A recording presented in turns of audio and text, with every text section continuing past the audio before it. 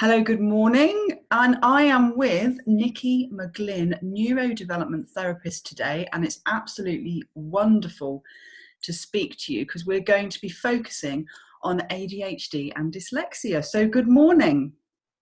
Hi Lisa, morning. It's so good to see you. And it's so wonderful to talk to you because lots of people don't know that I'm actually a qualified holistic therapist. And that is where we met. When you were developing this most incredible balm for reflexology, which had the most amazing results for a client that I was working with at the time. That's how we kind of connected, because that's where you started, didn't you, in Yeah, teaching. and I still am. I still make balm. I'm still a reflexologist. I'm still a homeopath. But I do this as well now. Yeah, and what's really interesting for me is that when I qualified in holistic therapies, and once you get started, you can't stop, can you? You just want to do and know as much as you possibly can. And at the time, the world of trauma narrative and adversity narrative and all of that was really not very present, and yet holistic therapy has been such a huge part of my own journey of recovery, and actually is such a big part of healing and recovery for so many people. Absolutely. I mean, is that what kind of led you into focusing on neurodevelopment therapy, which you're going to have to tell me all about because it's a new one on me? So To a degree, my journey into the whole thing was really because my daughter got a diagnosis of dyslexia, and I discovered at the same time that I also had dyslexia and dyscalculia, which is not being able to work with numbers. So I'd spent my entire school career and adult life just thinking I was stupid because I didn't understand what everybody else seemed to understand. So when my daughter got her diagnosis, I didn't want her to have the same experience of school that I'd had. So I wanted to find something that would help her. There wasn't really any support offered at school because all the funding's been cut. So I was looking for something else, and I thought there had to be something out in the holistic world that would help. And I came across neurodevelopment therapy generally and rhythmic movement training in particular, and realised it would work with a lot of my existing clients. And it's just been, for me, it's just been mind-blowing that it's a really simple approach. It's a very simple way of being able to improve things for children and improve outcomes, working on integrating primitive reflexes, which nobody seems to know about. I didn't know very much about them. Most of us are aware of the Moro reflex, which is the baby startle reflex. But beyond that, there's very little understanding of what primitive reflexes are, what they do, and how they affect children's development, both physically in your physical body and your mental, emotional, intellectual development. So it was a real revelation to me that actually there's things that you can do to practically help children with any kind of diagnosis or without a diagnosis, just where children are struggling, and adults. I work with adults as well. Can I just unpick there the impact that so many children have had to take into adulthood of feeling stupid, to quote what you said. I'm really interested in that, and I love the fact that you want to that's what you want to interrupt, is that narrative. But I'm just wondering, it might be interesting for people to really understand, what does that look like? What does that feel like? And how does it play out in your adult life if you have lived with that through your school years? I think it's that real fundamental assault on your self-confidence. If everything, my friends at school were all in the top groups for everything, and I was always in the middle to lower groups for everything. So my peers who I mixed and socialized with, because I'm articulate, I'm not like, I can say things. What I can't do is get them on paper, and I struggle with anything to do with numbers. So consequently, within my personal peer group, I was always the thickie. I was always the one who was left behind. I was always the one who felt that actually I probably didn't get it, that everybody else understood it better than I did. And I still feel like that now. And when we were talking at the beginning and we were laughing about the word expert, I really shy away from that because I still carry that with me. I know my stuff, I've done the training. I think I'm a pretty good therapist for all the therapists that I practice, but I still have this idea that actually everybody else is going to be better than me because I'm always on that back foot. And but I'm like 52 nearly now, so that's a lot to unravel. Whereas if I'm working with a child who's 3, 4, 5, teenage, then there's much less to unravel for children. There's a lot more that we can do. There's a lot less damage that's been done. And when you look at children with ADHD who spend their lives being told off, and there was just some research, and because I can't remember numbers, I can't tell you what the numbers are, but there's just been some research that's been done on how frequently children with ADHD are told off compared to other children, and it's massive. So that has a massive impact on your confidence, and if your confidence is damaged and you fail at everything, you stop trying. So there's a whole load of children who are just not able to fulfill their potential because they stop trying. Because why would you try if all you're ever going to do is be wrong? Yeah, and it just compounds that experience of in a very outcome-driven environment. It just compounds that whole sense of not being good enough, not being able to achieve, and also struggling with friendships for some children, not all children with ADHD, because it's such a broad spectrum. But, there's all of those things to contend with, and what that looks like then, what does that look like coming out of school at 16? Unable to access some of the courses you might want to because you haven't been able to get those all-important C's, which for me and you didn't matter. I mean, I came out of school without anything because I'd been excluded from school. And, that in itself was, not a massive problem because of the person I am. I just lied. Yeah. At the end of the day, and I tell people this all the time, in that sense, if you were a little bit feisty and had that survival within you, it was much easier to just put whatever you wanted on there. And then I went off and did A levels and a degree, and they still weren't required for that. But then I did a master's more recently, and I had to go and do some GCSEs. I had to go and do English, biology, about 5 years ago now, and just about the same time as the kids were doing theirs, which wasn't a great thing for them. But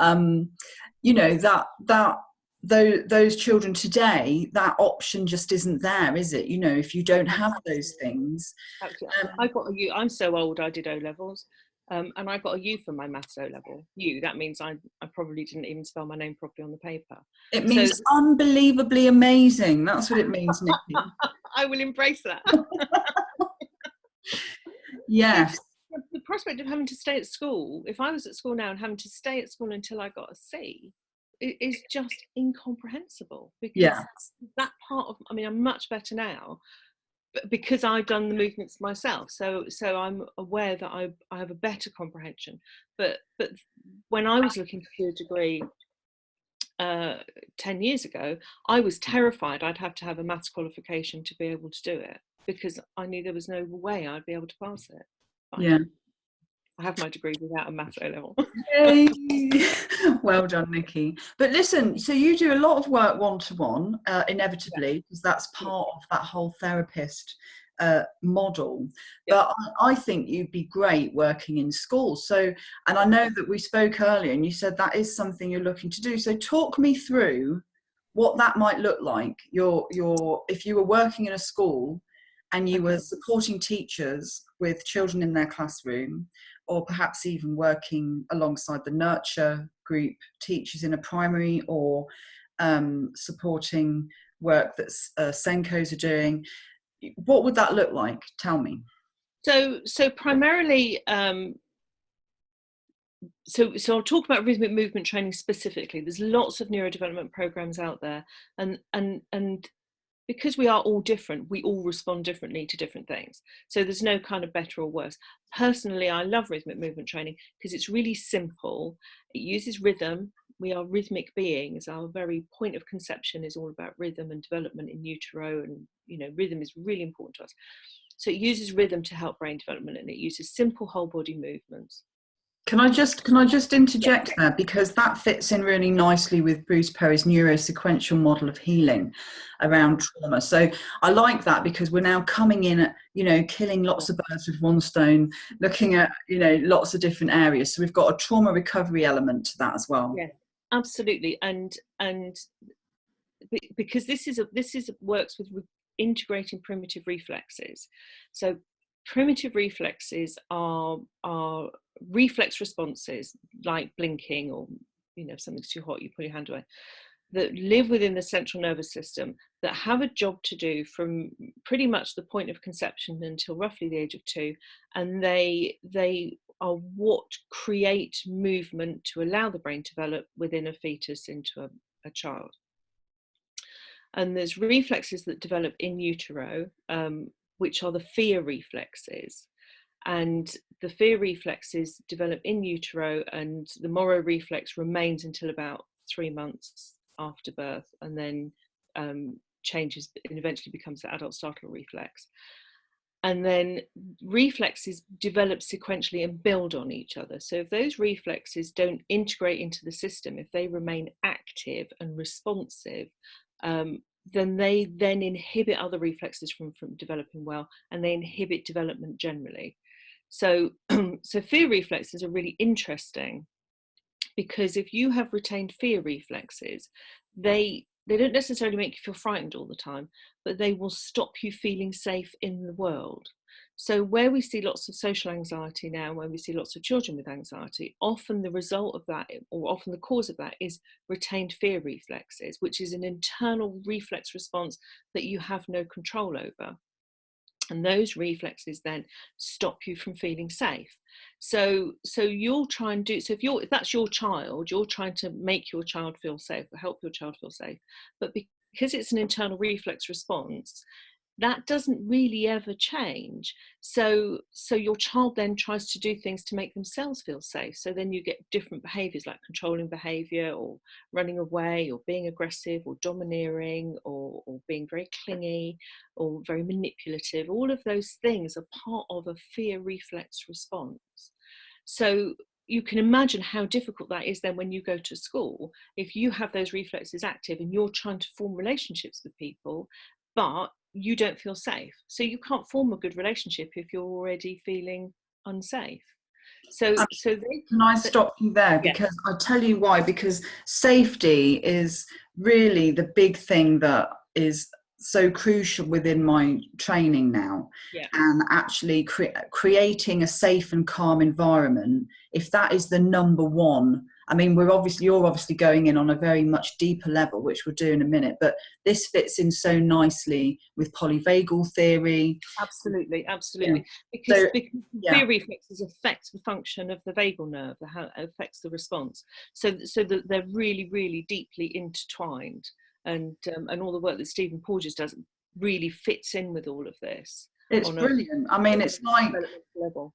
Yeah, it's absolutely brilliant, Niki, to be having this conversation, because it just layers. Everything you're talking about is absolutely everything I know and understand.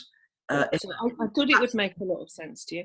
So in a school environment, if you're a teacher and you have a classroom of children and a number of those children have retained fear reflexes, then you're going to have a number of children who react in a certain way. So if you can then do movements, because this is rhythmic movement training is a movement program, if you can do movements that help those reflexes to calm and settle, then you'll have children who are much more able to integrate into the classroom.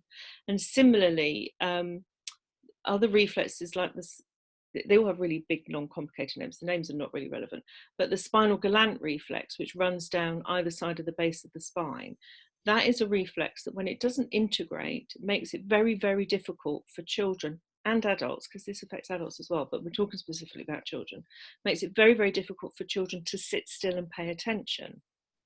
Because of where it sits, it makes children really wriggly, because it's stimulated by pressure.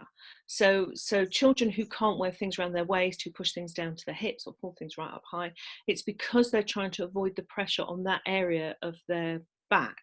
Or children who can't sit with their backs against a chair, who slump forward, that's all of that reflex gets triggered. And then that also, if that reflex is active, it stops children being able to listen. So they can hear, but what they can't do is listen. So, and it has a really catastrophic effect then on children being able to sit still and pay attention. And that's the reflex particularly associated with ADHD.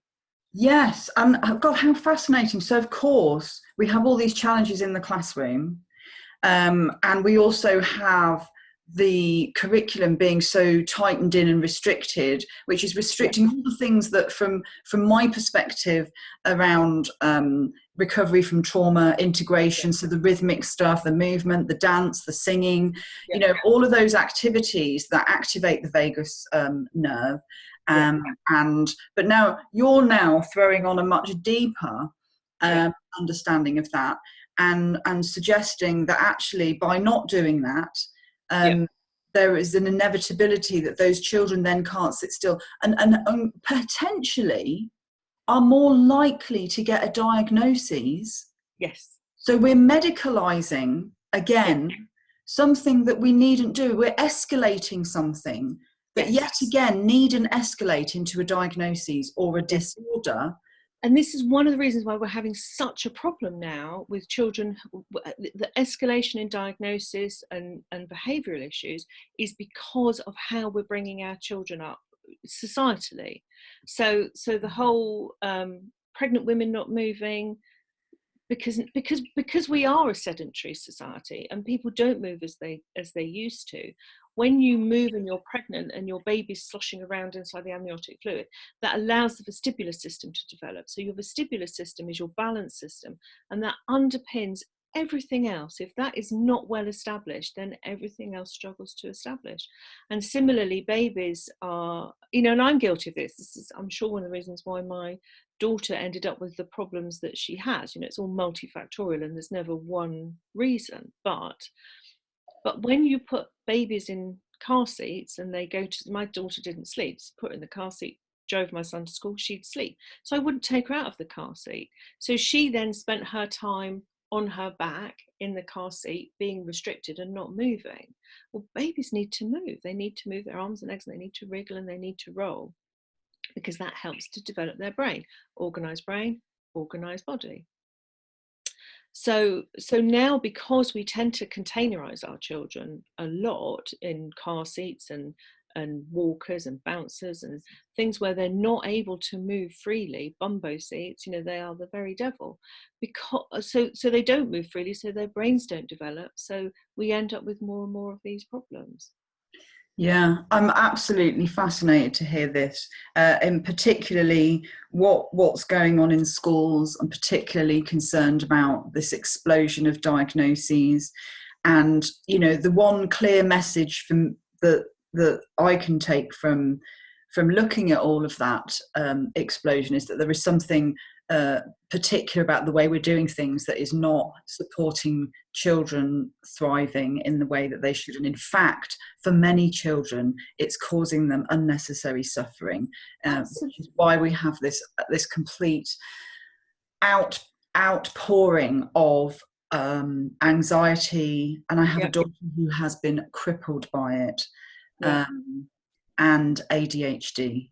So it's fantastic to talk to you. And yes, I can go back to the very beginning and see all sorts of patterns and things that happened that did not give her the best opportunity outside of my control. All of them, all the things that happened, including a really difficult birth, which and difficult births are because most of these reflexes are birthing reflex. Spinal gland is about wriggling down the birth canal. The neck reflexes are about the baby turning and emerging. So if you have a birth that's interfered with, then immediately that makes you more susceptible to have these reflex type problems. And what I would like to say is that most people have retained reflexes. Most adults have retained reflexes. It's that of itself is not necessarily a problem, because we're adaptable. We're able to work around that.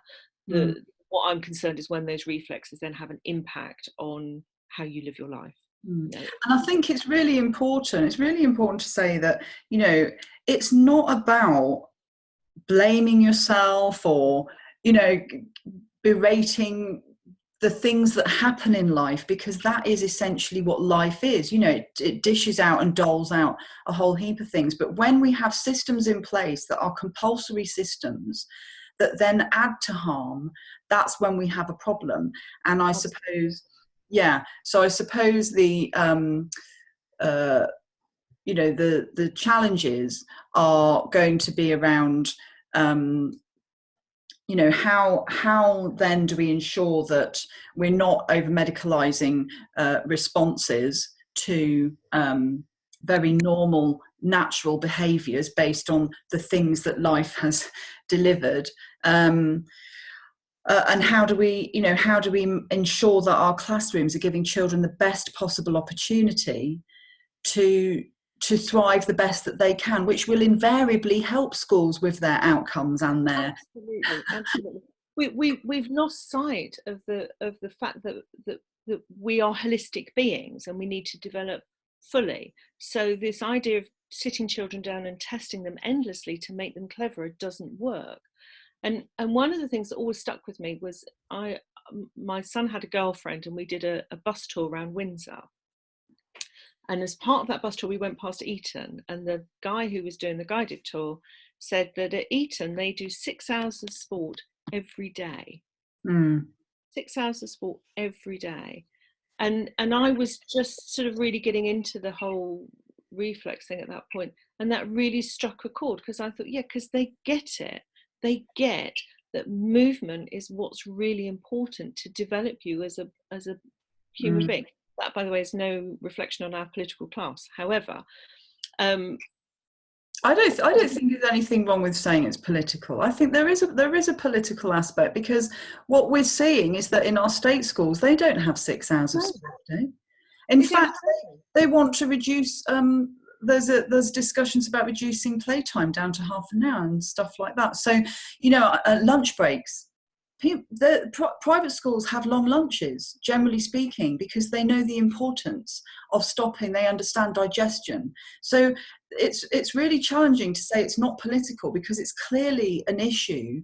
It's a class issue, but we're not going to get into that today. But don't shy away from that, you know, is what I'm saying, because the education of our children is an intensely political space. I mean, we just can't. But that's really what I was inferring, is that our politicians went to Eton and did 6 hours of sport a day at school, and our children are having all of that taken away, and as a punishment, our children who are struggling with things like ADHD are kept in at playtime as a punishment. Well, really, children who have those kind of disorders need to be outside and running around and playing and playing in a structured or unstructured way. You know, unstructured play is really good developmentally as well.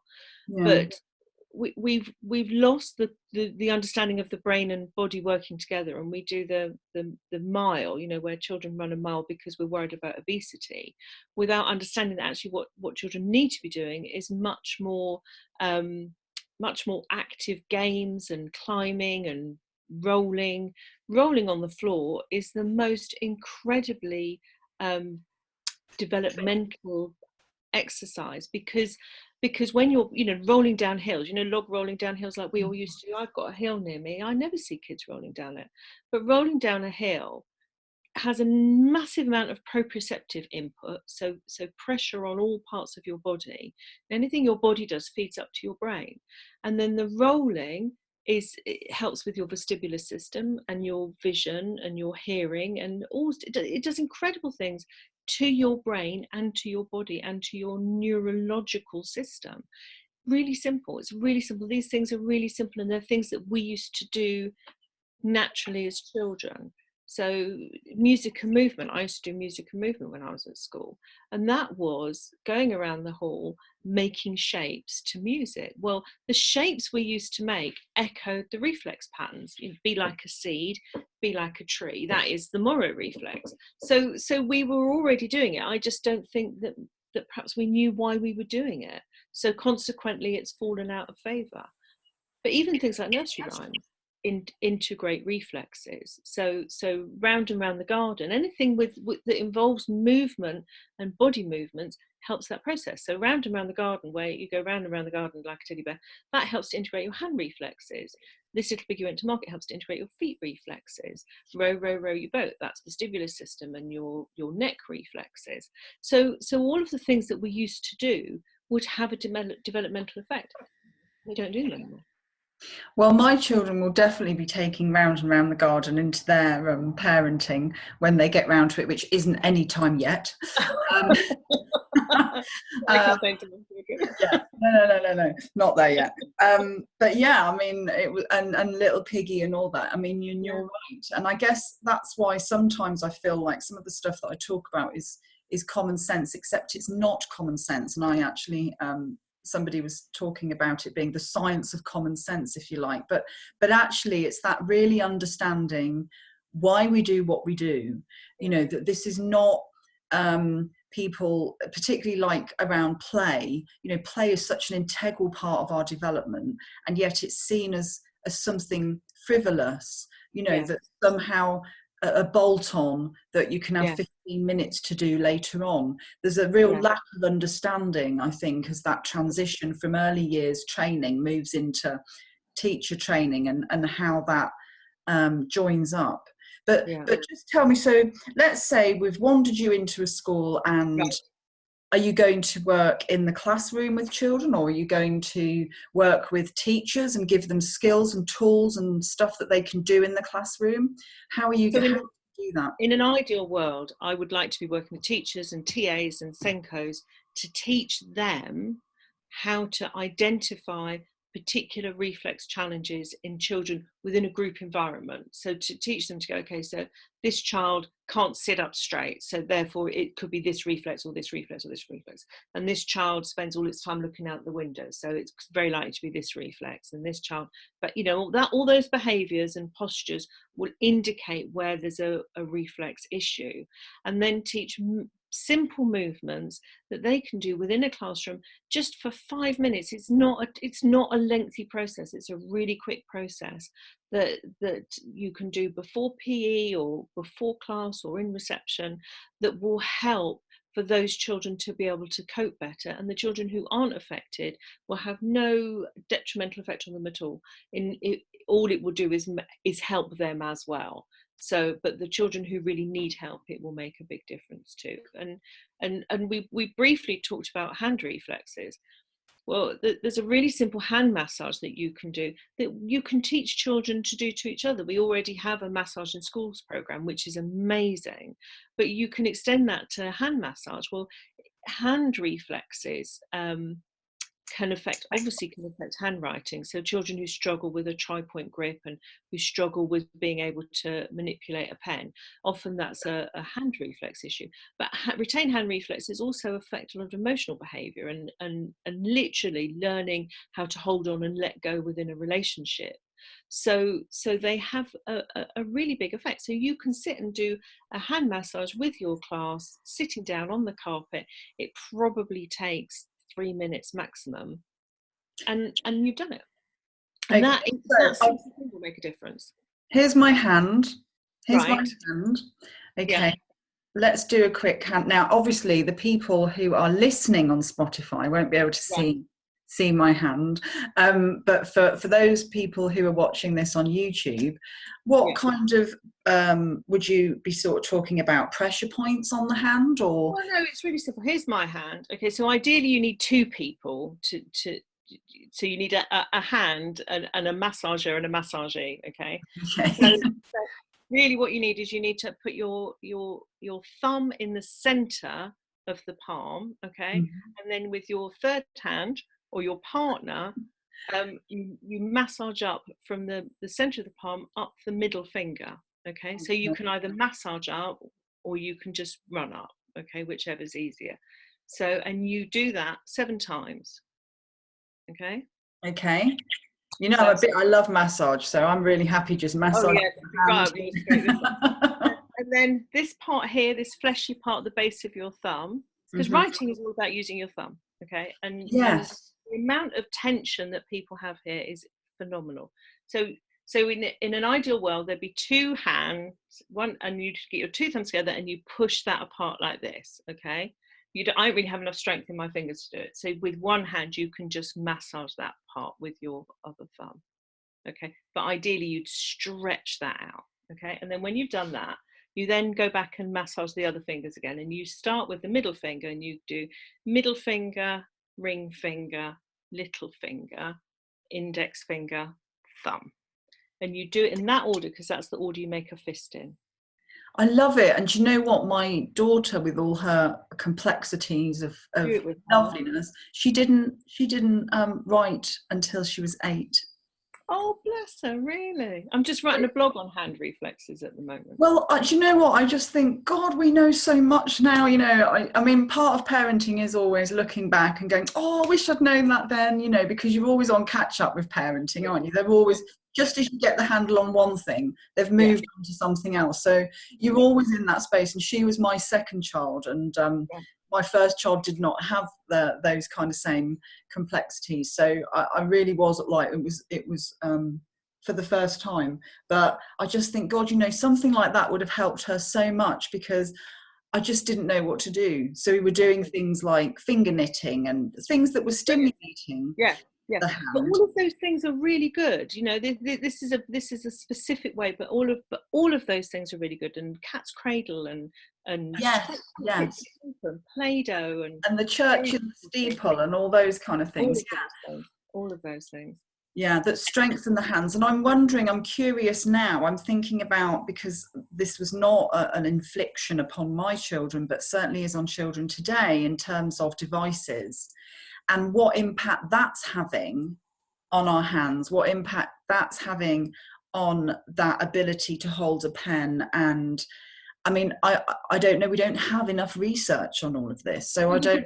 Piece of research that's just come out to say that medical schools are having a problem because surgeons are less dexterous.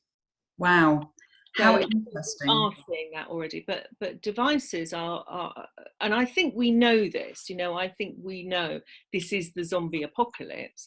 Is everybody in their phones, and how detrimental that is. You know, and I'll hold my hand up and be guilty of that as well. But you know, learning so there's a big connection between hands and mouths. You know, when babies are born, hands and mouths and feet are connected, but when a baby breastfeeds, it needs the breast with the hands. So there's a big link there. So thumb sucking, nail biting, finger sucking, smoking, compulsive eating, can all be linked to retained hand reflexes. So, lost what I was going to say then. Sorry.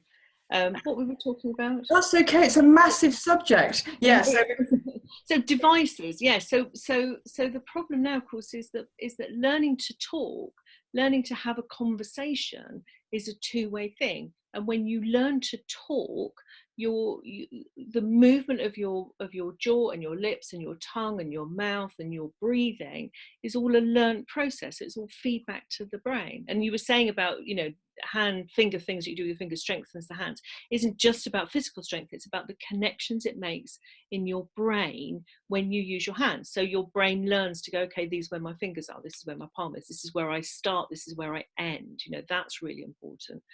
But if we're not having conversations with our babies because we're on our phones, and babies are on their phones, you know, I see very small children who have been given phones and iPads to play with, then that process doesn't establish. And although you can learn a language at any age, there's a fairly small window to really develop the speech and language processing as it should be. And that's going by the wayside. And So devices, I think, are really causing a problem. And I don't want to lecture people because, you know, we live in the real world, and, you know, I spend far too much time on my phone, and now my daughter spends far too much time on her phone. And we'll sit there, you know, last night I was sat with my son on the sofa, and he was on his phone and I was on my phone watching the television.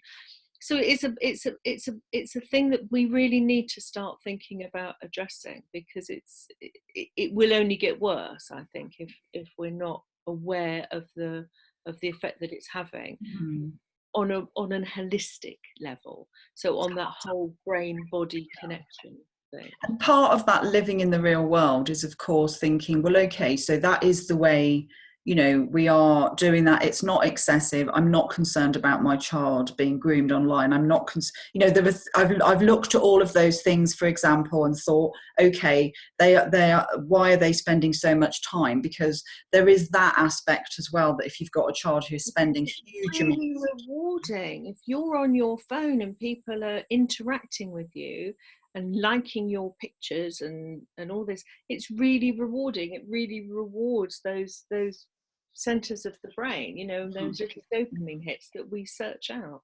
So if we've done that exploration with our child, and we've kind of decided that, you know, they're sat next to us, we are in close proximity, we're doing this, then I guess it's about thinking responsibly about, if we are going to live in this world, which we are, then how do we mitigate as many of the potential negative impacts of that as possible? And I guess that's where, you know, we have to make sure that schools continue to do their playing and their drumming and their dancing and their singing and their sport and all of those things that we fundamentally know are not just about the development of a child, but actually also about the healing of what has come before. Yes, absolutely. Well, Niki, I think you're just going to be in schools non-stop now.